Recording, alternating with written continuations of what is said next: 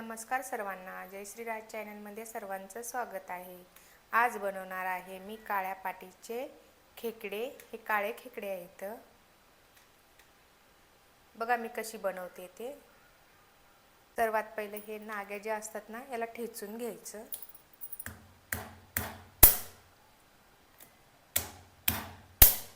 ही सर्व नाग्या अशा ठेचून घेतलेल्या आहेत, कारण खायला सोप्या जातात आणि याच्यामध्ये मटेरियल पूर्ण जाते, मसाले वगैरे। याच्यावर थोडं मीठ टाकायचं, असं थोडी हळद टाकायची, याला असं मिक्स करायचं।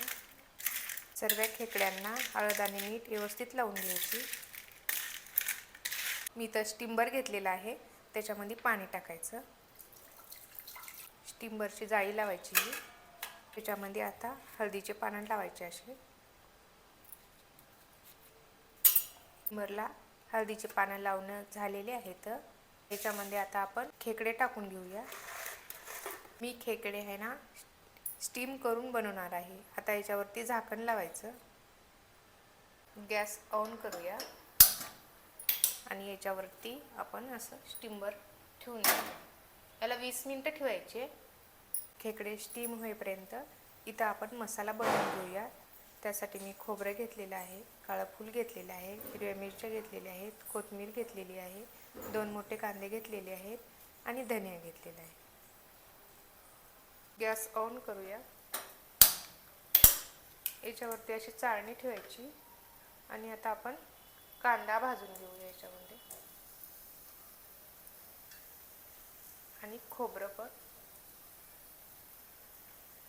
आणि कांदा भाजलेला आहे। आता याला आपण काढून घेऊया।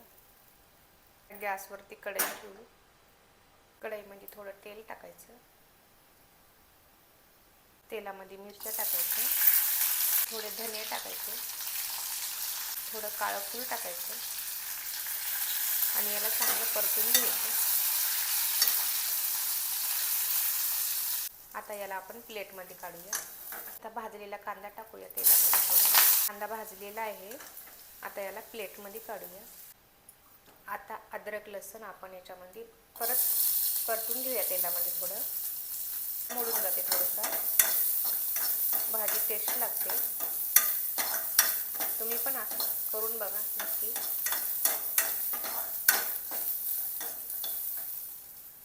अद्रक आणि लसूण परतलेला आहे। अद्रक लसूण आपण पाट्यावरती बारीक करून घेऊ।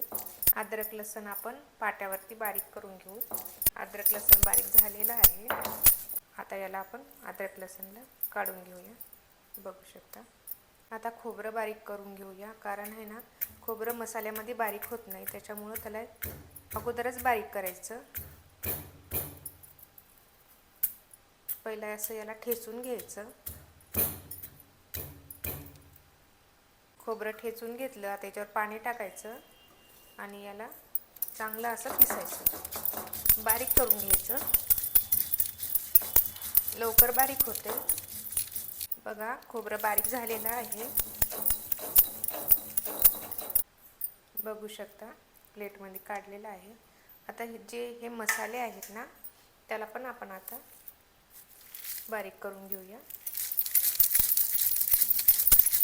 चांगलं बारीक करून घ्यायचं याला पण। पाट्यावरती मसाले वाटल्यानं भाजी पण छान होते, खायला पण छान लागते।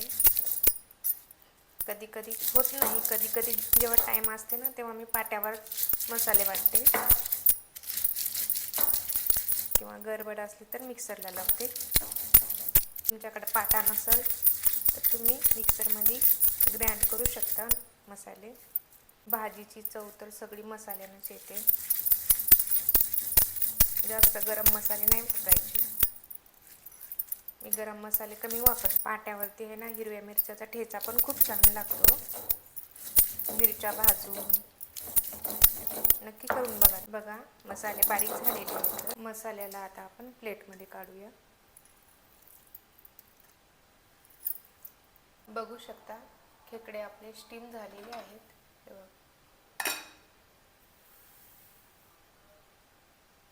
आता याला गॅसच्या खाली उतरूया। तर या कढईमध्ये आपण भाजी बनवूया। ज्या कढईत मसाले भाजले होते ना, कढई गरम झालेली आहे, तेल टाकू। थोडं जिरं, अद्रक लसूणचं पेस्ट, त्याला चांगलं परतायचं. लाल तिखट, पाट्यावर वाटलेला मसाला चांगलं परतून घ्यायचं, याला तेल सुटेपर्यंत. थोडी हळद, थोडं मीठ टाकायचं, कारण आपण पहिलंच मीठ टाकलेलं आहे. याला चांगलं परतून घ्यायचं. आता याच्यामध्ये हे आपल्या स्टीमरमध्ये जे पाणी उरलेलं होतं ना, ते याच्यात टाकायचं. चांगलं परतून घ्यायचं परत अजून. मसाल्यानं तेल सोडलेलं आहे बघा. मसाले छानपैकी मिळून आणले होते. आता याच्यामध्ये खेकडे टाकायचे. मी हळदीच्या पानामध्ये स्टीम केल्यामुळं खूप छान टेस्ट येतं. याला चांगलं परतून घ्यायचं. सगळ्या खेकड्याला मसाला लागला पाहिजे. बघा, चांगलं परतून घेतलेलं आहे मी. आता जे उरलेलं पाणी आहे ना, ते पण टाकायचं याच्यामध्ये. ते स्टीमच्या खाली पाणी टाकलं होतं मी, जास्त पाणी नाही टाकायचं. त्याच्यावरती 2 मिनिटासाठी झाकण ठेवू. 2 मिनिटं झालेले आहेत बघा. हळदीच्या पानामध्ये स्टीम केलेली मी खेकड्याची गिरवी, वरतून कोथिंबीर टाकायचं असं, आणि परत एकदा परतून घ्यायचं याला असं.